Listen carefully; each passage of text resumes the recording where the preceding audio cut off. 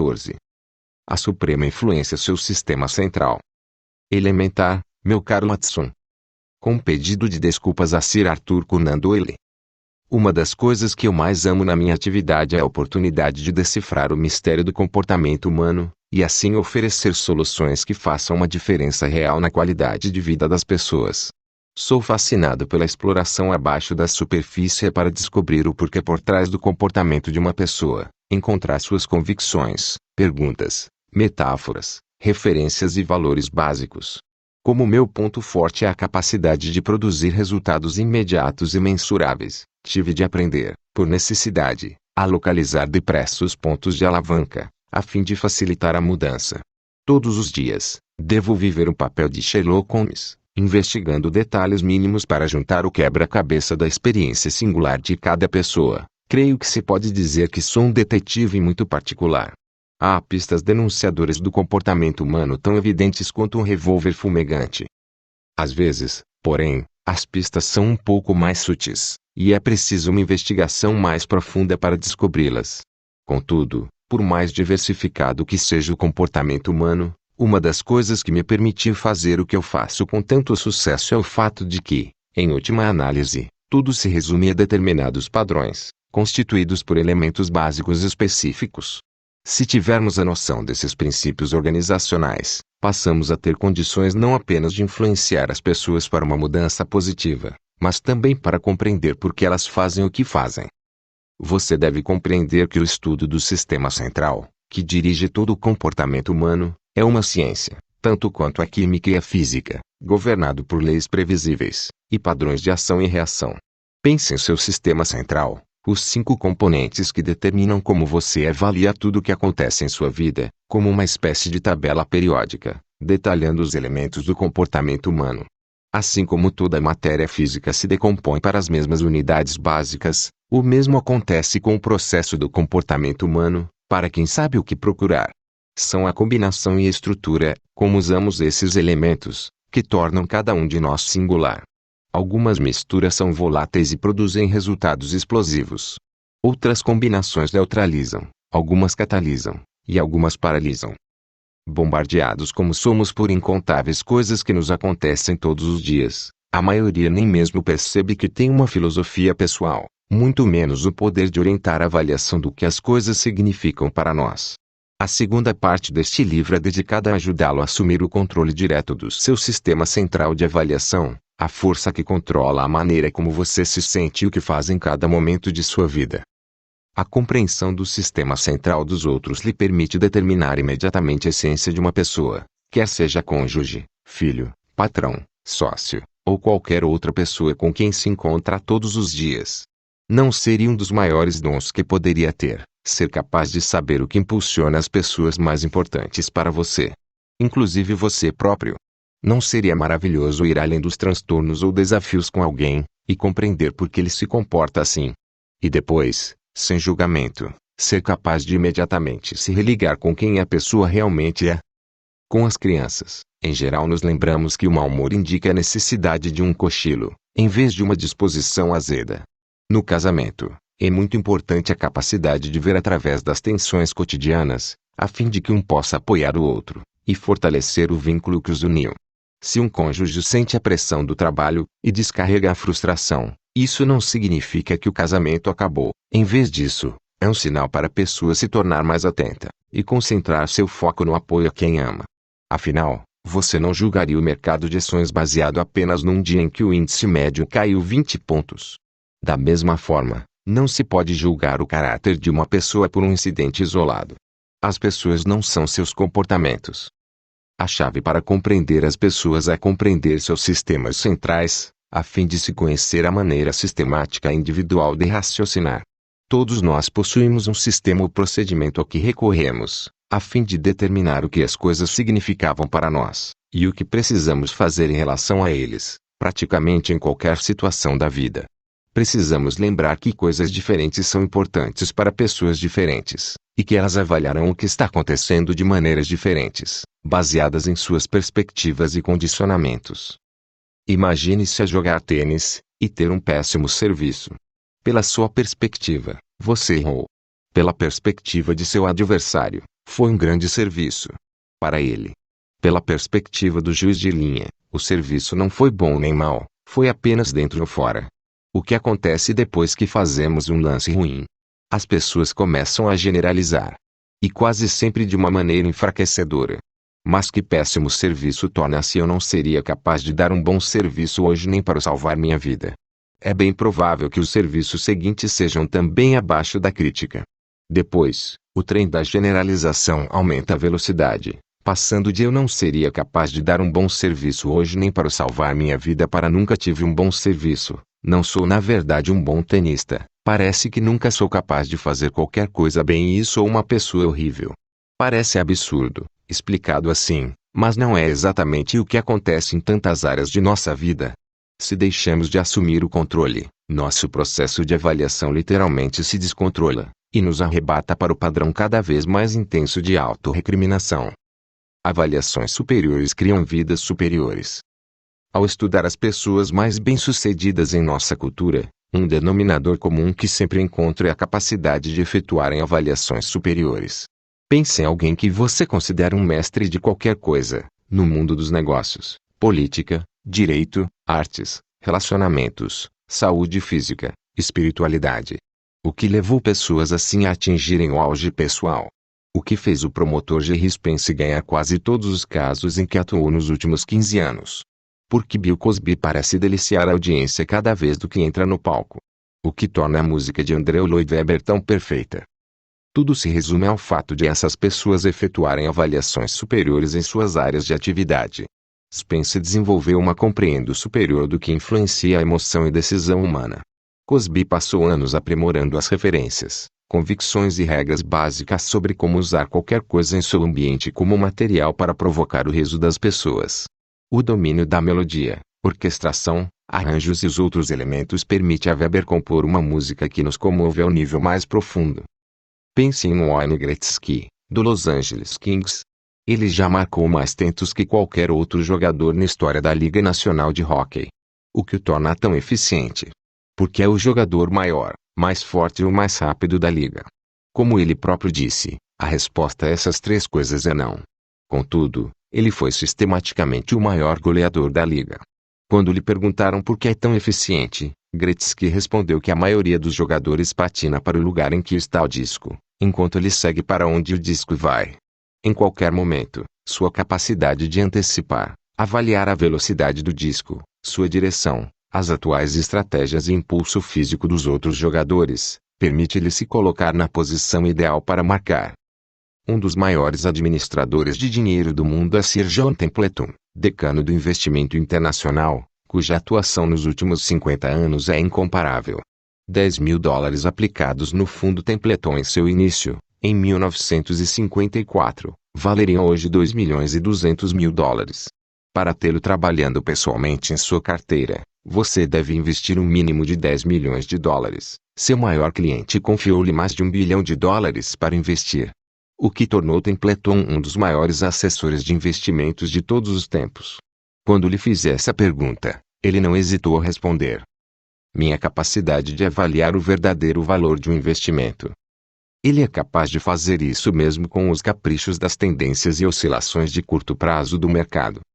A riqueza é o resultado de avaliações eficazes.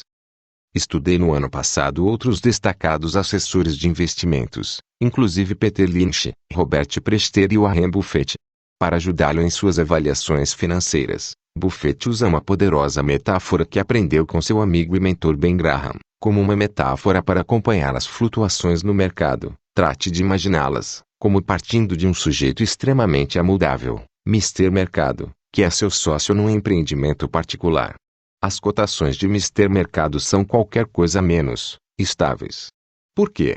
Pelo lamentável motivo do pobre coitado sofrer problemas emocionais incuráveis. Às vezes ele se sente eufórico, e só podemos perceber os aspectos favoráveis que afetam o negócio, e quando ele se encontra nesse ânimo, fixa um preço de compra e venda muito alto, porque receia que você possa abocanhar seus interesses, e privá-lo de ganhos iminentes. Em outras ocasiões, ele fica deprimido, e só vê problemas à sua frente, tanto para o negócio quanto para o mundo. Quando isso acontece, ele fixa um preço muito baixo, pelo pavor de que você descarregue tudo em cima dele. Mas, como Cinderela no baile, você precisa dar atenção a um aviso, ou tudo se transformará em abóboras e camundongos. Mister Mercado está ali para servi-lo, não para guiá-lo. É sua carteira, não sua sabedoria, que será útil para você. Se ele aparecer algum dia numa disposição particularmente absurda, você tem toda a liberdade para ignorá-lo, ou para se aproveitar desse comportamento, mas será desastroso se cair sob a sua influência. Na verdade, se você não tem certeza de que compreende e pode valorizar seu negócio muito melhor do que Mister Mercado, então pertence ao jogo. Buffett, Warren, Relatório Anual Berkshire, 1987, por James Berger, A Guide to Excellence in Investing, 1976. É evidente que Buffett avalia suas decisões de investimento de uma maneira muito diferente daqueles que se preocupam demais quando o mercado cai, ou ficam eufóricos quando sobe. É porque avalia de maneira diferente, ele produz uma qualidade de resultado diferente. Se alguém está se saindo melhor do que nós, em qualquer área da vida, é apenas porque possui um meio melhor de avaliar o que as coisas significam, e o que se deve fazer a respeito. Nunca devemos esquecer que o impacto das avaliações vai muito além do hockey ou finanças. Como avalia o que vai comer cada noite pode determinar a extensão e qualidade de sua vida. Avaliações deficientes sobre a educação dos filhos podem criar o potencial para um sofrimento vitalício. A falta de compreensão dos procedimentos de avaliação de outra pessoa pode destruir um relacionamento lindo e afetuoso. O objetivo, portanto, é ser capaz de avaliar tudo em sua vida de uma maneira que o oriente sistematicamente para fazer opções que produzam os resultados que deseja. O desafio é o fato de que raramente assumimos o controle do que parece ser um processo complexo. Mas desenvolvi meios de simplificá-lo, a fim de pegarmos o timão e começarmos a guiar nossos procedimentos de avaliação, e por conseguinte nossos destinos. Apresento a seguir uma breve análise dos 5 elementos de avaliação, alguns dos quais você já conhece, e os demais serão explicados nos capítulos seguintes. Abaixo, você encontrará uma flecha apontando para alvos gêmeos. Esse diagrama demonstra como nosso sistema central de avaliação funciona. Vamos analisar os 5 elementos, um de cada vez, e acrescentá-los ao diagrama no decorrer do processo. 1. O primeiro elemento que afeta todas as nossas avaliações é o estado mental e emocional em que você se encontra ao efetuar uma avaliação. Há ocasiões em sua vida em que alguém pode lhe dizer uma coisa que o fará chorar, enquanto em outras o mesmo comentário o fará rir. Qual é a diferença? Pode ser simplesmente o estado em que você se encontra. Quando você se encontra num estado apreensivo e vulnerável, o som de passos além da janela à noite, acompanhado pelo ranger de uma porta se abrindo, vai lhe parecer e significar algo totalmente diferente do que ocorreria se estivesse num estado de excitamento e expectativa positiva. Se você estremece sob as cobertas, ou se levanta da cama de um pulo, e corre para a porta com os braços estendidos, é o resultado das avaliações que fez sobre os sons. Um ponto importante para efetuar avaliações superiores, portanto, é ter certeza de que, ao tomar decisões sobre o que as coisas significam e o que fazer a respeito, estejamos num estado mental e emocional extremamente fértil, em vez de um ânimo de sobrevivência. 2. O segundo bloco do nosso sistema central é constituído pelas perguntas que fazemos. As perguntas criam a forma inicial das avaliações. Lembre-se de que seu cérebro, em reação a qualquer coisa que ocorre em sua vida, avalia perguntando: o que está acontecendo? O que esta situação significa? Significa dor ou prazer? O que posso fazer agora para evitar, reduzir ou eliminar a dor, ou obter algum prazer? O que determina se você convida alguém para sair? Suas avaliações são profundamente afetadas pela pergunta específica que faz a si mesmo ao considerar a abordagem dessa pessoa. Se você se pergunta: não seria maravilhoso conhecer melhor essa pessoa? É bem provável que se sinta motivado a abordá-la. Se, no entanto, habitualmente se faz perguntas como: e se a pessoa me rejeitar? E se ficar ofendida quando eu a abordar? E se eu sair magoado? Então é óbvio que essas perguntas o levarão por um conjunto de avaliações que resultarão na perda da oportunidade de se relacionar com alguém por quem tanto se interessa. O que determina o tipo de alimento que você porá em seu prato no jantar também depende das perguntas que se faz. Se você se pergunta sistematicamente, ao olhar para a comida, o que eu poderia comer depressa que me proporcionaria um ânimo imediato, tenderá a escolher alimentos processados de conveniência. Mas se, Em vez disso, perguntasse o que eu poderia comer agora que seja nutritivo. É mais provável que opte por grupos de alimentos como sucos, frutas, legumes e saladas. A diferença entre tomar um refrigerante numa lanchonete, numa base irregular, ou tomar um copo de suco de fruta espremido na hora vai determinar a qualidade de seu corpo físico, um resultado da maneira como você avaliou. Suas perguntas habituais desempenham um papel da maior importância nesse processo. 3. O terceiro elemento que afeta suas avaliações é a hierarquia de atores. Cada um de nós, ao longo da vida, aprendeu a valorizar determinadas emoções mais do que outras. Todos queremos nos sentir bem, isto é, ter prazer, e evitar nos sentir mal, isto é, ter dor. Mas a experiência de vida ensinou a cada um de nós um sistema de codificação singular para o que representa dor e o que representa prazer. Isso pode ser encontrado no sistema de orientação de nossos valores. Por exemplo, uma pessoa pode ter aprendido a vincular prazer à ideia de se sentir segura, enquanto outra pode ter vinculado dor à mesma ideia, porque a obsessão de sua família com a segurança fez com que nunca experimentasse um senso de liberdade. Algumas pessoas tentam alcançar o êxito, mas ao mesmo tempo evitam a rejeição a qualquer custo.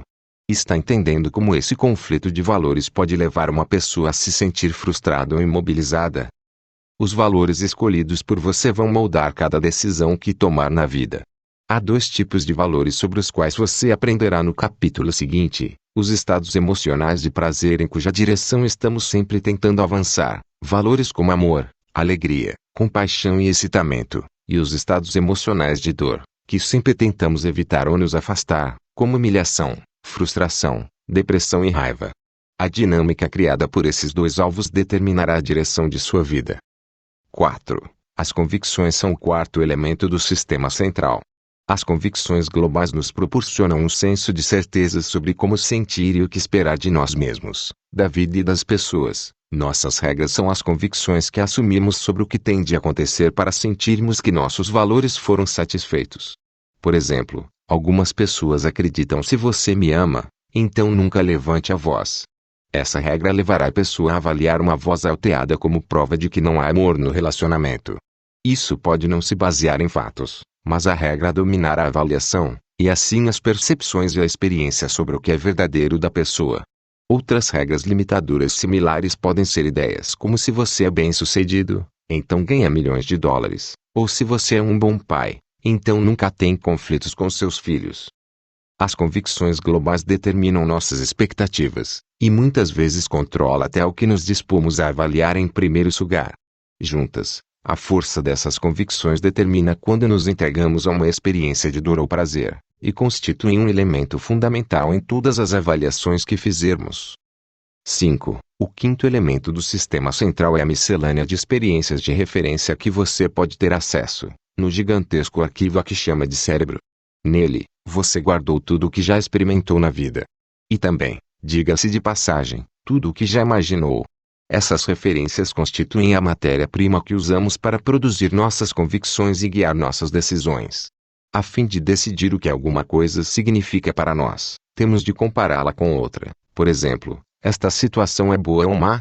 Pense no exemplo do tênis citado no início deste capítulo. É boa ou má em comparação com o quê? É boa comparada com o que seus amigos fazem ou têm. É má comparada com a pior situação de que você já ouviu falar. Você dispõe de referências ilimitadas que pode usar ao tomar qualquer decisão. As referências que escolher determinarão o significado que você extrai de qualquer experiência, como se sente a respeito, e também, até certo ponto, o que fará. Sem qualquer dúvida, as referências moldam nossas convicções e valores. Pode perceber como faria diferença, por exemplo, se fosse criado num ambiente em que se sentisse sistematicamente explorado, em oposição a ser criado sentindo um amor incondicional. Como isso poderia influenciar suas convicções e valores, a maneira como encarou a vida, as pessoas e as oportunidades. Se, por exemplo, você aprendeu a saltar de paraquedas em queda livre quando tinha 16 anos, pode desenvolver valores diferentes sobre a ideia de aventura do que alguém que foi rejeitado cada vez que experimentou uma nova habilidade, conceito ou ideia. Muitas vezes, os mestres são apenas pessoas que possuem um pouco mais de referência do que você sobre o que leva ao sucesso ou frustração, em qualquer situação determinada. É evidente que John Templeton, depois de 40 anos como investidor, Tem mais referências para ajudá-lo a decidir o que é um excelente investimento do que alguém que está efetuando sua primeira operação. As referências adicionais nos oferecem o potencial para o domínio da situação. Contudo, independente da experiência ou sua falta, temos meios ilimitados de organizar nossas referências em convicções e regras que nos fortalecem ou enfraquecem. A cada dia, temos a oportunidade de absorver novas referências, que podem nos ajudar a reforçar as convicções, refinar os valores, formular novas perguntas, ter acesso aos estados que nos impulsionam na direção que queremos seguir, e realmente moldar nosso destino para o melhor. Os homens são sábios não na proporção de sua experiência, mas sim de sua capacidade para a experiência. George Bernard Shaw. Há vários anos, comecei a ouvir histórias sobre o incrível sucesso de um homem chamado Wayne Chapman em procurar e capturar criminosos que se haviam esquivado da justiça por muito tempo. Conhecido pela maioria das pessoas como Doug, ele se tornou famoso como o maior caçador de recompensas dos Estados Unidos. Fiquei fascinado, quis conhecê-lo pessoalmente, e descobrir o que o torna tão eficiente. Doug é um homem muito espiritual, e seu objetivo não é apenas capturar o criminoso, mas também ajudá-lo a promover mudanças em sua vida. De onde veio esse desejo? De sua própria dor. Quando jovem, Doug fazia avaliações ruins sobre as pessoas que escolhia para fazer amizade. Por seu desejo de pertencer a um grupo, ingressou numa gangue de motociclistas, os discípulos do diabo. Um dia, no meio de uma transação de tóxicos que saiu errada, um membro da gangue deu um tiro, e atingiu mortalmente um homem que se encontrava no local. Seguiu-se o pânico, os membros da gangue trataram de fugir. Doug não cometera o assassinato, mas naquele estado não havia diferença entre ser cúmplice e o homem que de fato puxara o gatilho. Ele acabou cumprindo uma sentença de vários anos de trabalhos forçados, nos termos do sistema penitenciário do Texas. A prisão lhe causou tanta dor que ele reavaliou toda a sua filosofia de vida. Começou a compreender que suas convicções, regras e valores básicos haviam lhe criado dor. Passou a se fazer novas perguntas, e a focalizar as experiências na prisão, referências, como sendo o efeito das opções que fizera com sua filosofia de vida anterior. Isso levou ao ponto em que concluiu que deveria mudar sua vida, de uma vez por todas. Nos anos subsequentes à sua libertação, Doug empenhou-se em diversas carreiras alternativas, até que acabou abrindo uma agência de investigação particular. Foi processado pelo atraso nos pagamentos de pensão infantil, pagamentos que não pudera efetuar quando estava na prisão, e no período de aperto financeiro depois de sua libertação. O juiz ofereceu a Doug uma oportunidade de ganhar dinheiro, em vez de exigir um pagamento que lhe sabia que nunca poderia ser feito. Sugeriu que Doug procurasse um estuprador que atacara muitas mulheres na região de Denver. Também sugeriu que Doug utilizasse as noções que aprendera na prisão para calcular o que aquele criminoso poderia estar fazendo, e onde teria se escondido. Há mais de um ano que as autoridades policiais vinham procurando em vão pelo estuprador, mas Doug conseguiu localizá-lo em apenas 3 dias. Para dizer o mínimo, o juiz ficou impressionado.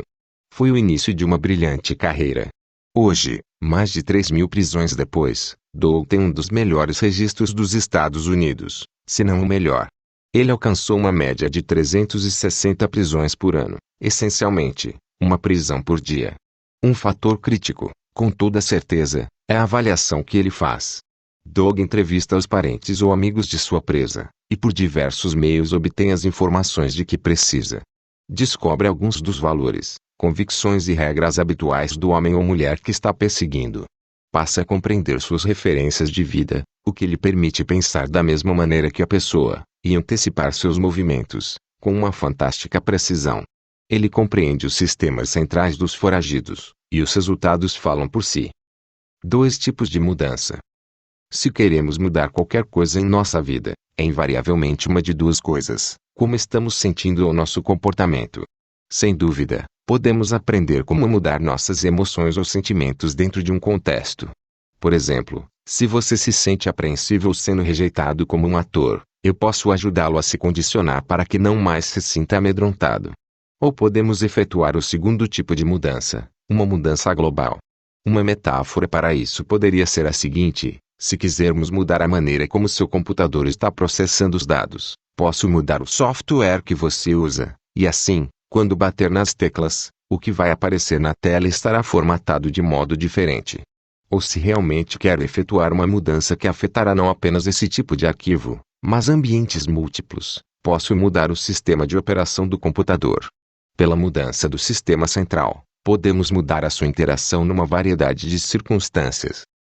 Assim, em vez de apenas se condicionar a se sentir diferente em relação à rejeição e eliminar os comportamentos de medo, você pode adotar uma nova convicção global, que diria o seguinte: sou a fonte de todas as minhas emoções.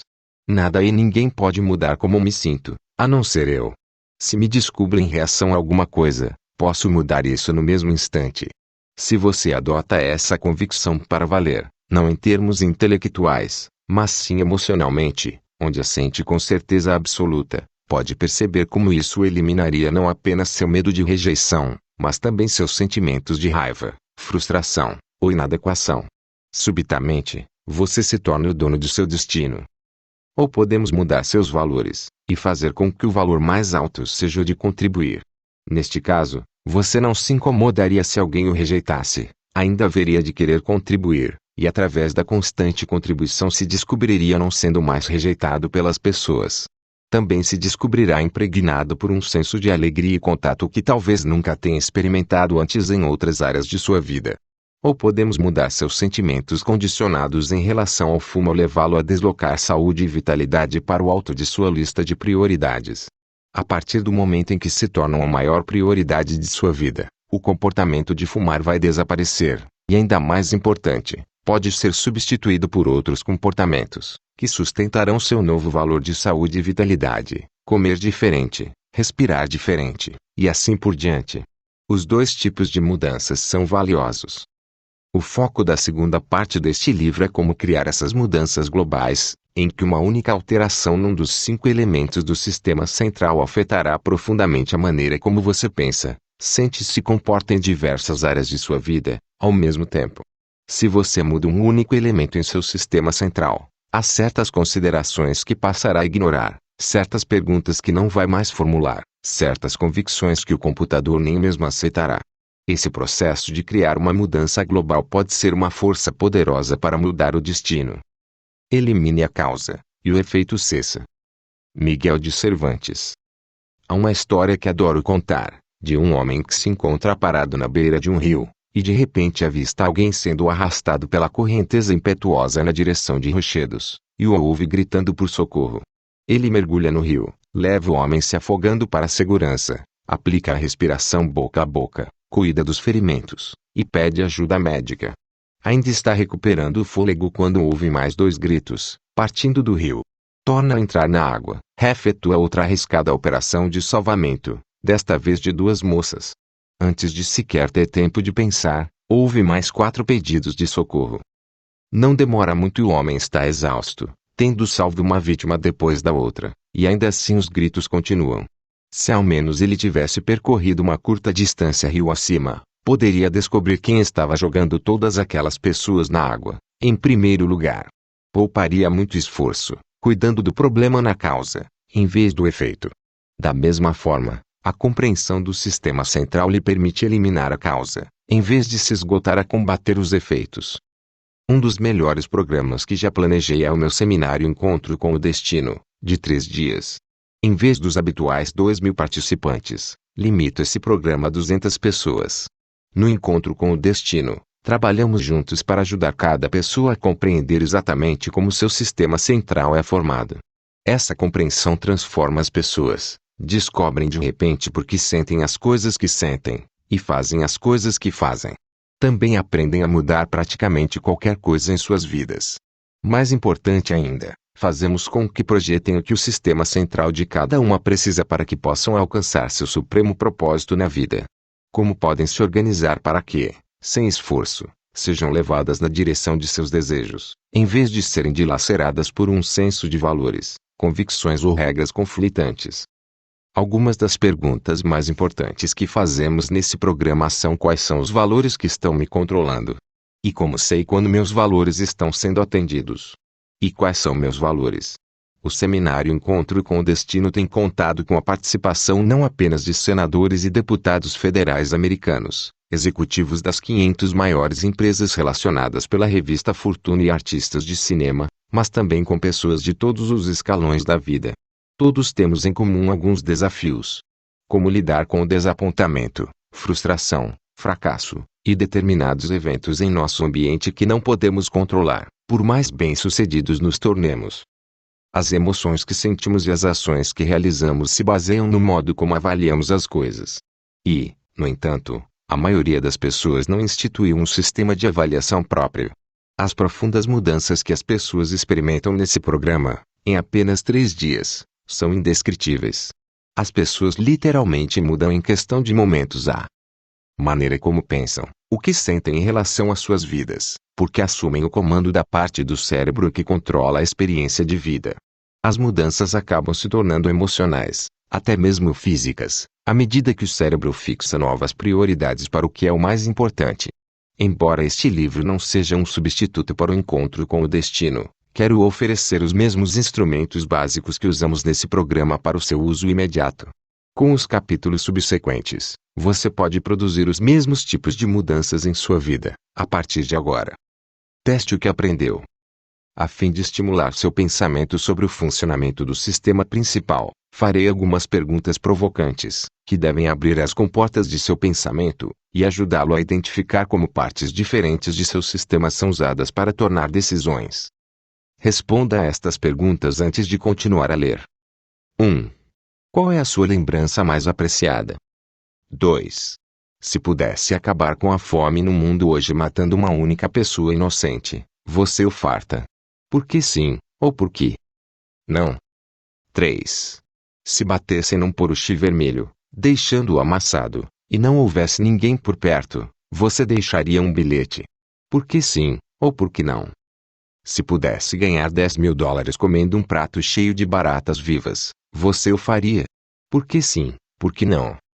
Agora, vamos analisar como você respondeu a cada uma dessas perguntas. Consultando o diagrama do sistema central, qual das 5 áreas de avaliação você usou para responder a primeira pergunta? Com toda certeza, fez uma pergunta a si mesmo. A fim de iniciar a avaliação, provavelmente repetiu a pergunta que eu formulei. A resposta, no entanto, foi extraída de suas referências, não é mesmo? Verificou as incontáveis experiências que teve ao longo da vida, e escolheu uma como a sua lembrança mais apreciada. Ou talvez não tenha selecionado uma porque acalenta uma convicção de que todas as experiências na vida são valiosas, ou escolher uma em detrimento de outra vai denegrir alguma experiência de vida. Essas convicções o impediriam de responder a pergunta. Ou seja, o sistema central de avaliação não apenas determina o que avaliamos, e como avaliamos, mas até mesmo o que estamos dispostos a avaliar. Vamos passar para a segunda pergunta, que eu lhe Antibucoff Questions. Se pudesse acabar com a fome no mundo hoje matando uma única pessoa, você o faria? Quando faço essa pergunta às pessoas, recebo sempre as respostas mais intensas. Algumas pessoas dizem claro que sim, com o argumento de que a vida de muitos supera a vida de um único indivíduo. Por essa visão, se uma pessoa estivesse disposta a sofrer para acabar com todo o sofrimento do mundo, o fim justificaria os meios. Outros se mostram consternados com tal pensamento. Acreditam que cada vida humana é valiosa. O que também se baseia num conjunto de convicções, não é mesmo? Outros possuem uma convicção global de que tudo na vida é exatamente como deveria ser, e que todas as pessoas que passam fome estão recebendo lições valiosas para sua próxima encarnação. E algumas pessoas respondem, claro que eu faria, mas tiraria minha própria vida. É interessante como as pessoas reagem de maneiras tão diversas à mesma pergunta, baseadas em qual dos 5 elementos de avaliação usam e o conteúdo que armazenaram. Passemos à terceira pergunta. Se batessem num poruche vermelho e o deixasse amassado, e não houvesse ninguém por perto, você deixaria um bilhete? Algumas pessoas respondem claro que sim. Por quê? Seu valor mais alto é a honestidade. Outras pessoas também dizem claro que sim, mas por um motivo diferente, porque uma das coisas que mais evitam no mundo é a culpa. Não deixar um bilhete faria com que se sentissem culpadas, e isso é também doloroso. Outras dirão eu não deixaria um bilhete, e quando indagadas por quê, explicam, já me aconteceu várias vezes, e ninguém me deixou um bilhete. Ou seja, estão dizendo que possuem referências pessoais que as levaram a desenvolver a convicção de que se deve fazer aos outros aquilo que fizeram com você. Agora, a quarta pergunta. Se pudesse ganhar $10.000 comendo um prato cheio de baratas, você o faria? Invariavelmente, recebo bem poucas respostas afirmativas. Por quê? As referências da maioria das pessoas para baratas, as imagens e sensações que guardaram em seus corpos, são intensamente negativas. Baratas não são algo que querem pôr em seus organismos. Depois, no entanto, aumento a oferta. Quantos de vocês fariam isso por $100.000? Pouco a pouco, ocorre uma mudança. Pessoas que antes disseram não começam a levantar a mão. Porque de repente se mostram dispostas a fazê-lo por $100.000. O que aconteceu com o seu sistema de avaliação? Duas coisas. Fiz uma pergunta diferente, mudando uma palavra. E segundo, as pessoas têm a convicção de que $100.000 poderiam eliminar muita dor em suas vidas. Talvez alguma dor a longo prazo, que seria mais difícil de lidar do que a dor a curto prazo de ter baratas vivas descendo pela garganta. E que tal $1 milhão? Ou 10 milhões? Agora, a maioria das pessoas na sala levanta a mão. Acreditam que o prazer a longo prazo que $10 milhões proporcionariam, a si mesmas e a outros, superaria em muita dor a curto prazo. Ainda assim, algumas pessoas não comeriam baratas vivas por dinheiro algum. Quando indagadas por que não, respondem coisas como eu nunca seria capaz de matar uma coisa viva. Outras pessoas dizem eu mato baratas o tempo todo só porque estão no meu caminho. Um homem chegou a dizer que poderia comê-las com a maior facilidade, e o que faria por prazer, não pelo dinheiro. Por quê? Foi criado num lugar em que baratas e outros insetos são considerados uma iguaria. Pessoas diferentes têm referências diferentes, e meios diferentes de avaliar as coisas. Não é interessante? Chega um momento. Ao estudarmos os 5 elementos do sistema central, há um outro tema que precisamos ter sempre em mente. É possível haver uma superavaliação. Os seres humanos adoram analisar as coisas à saciedade. Há um momento, porém, em que temos de parar de avaliar e entrar em ação. Por exemplo, algumas pessoas fazem tantas avaliações que até uma pequena decisão se transforma numa grande produção. Talvez não sejam capazes de fazer exercícios como parte regular de seu estilo de vida. Por quê? Encaram como uma grande produção. Pela maneira como englobam a decisão, o jeito como a consideram, há tantos que se sentem intimidadas.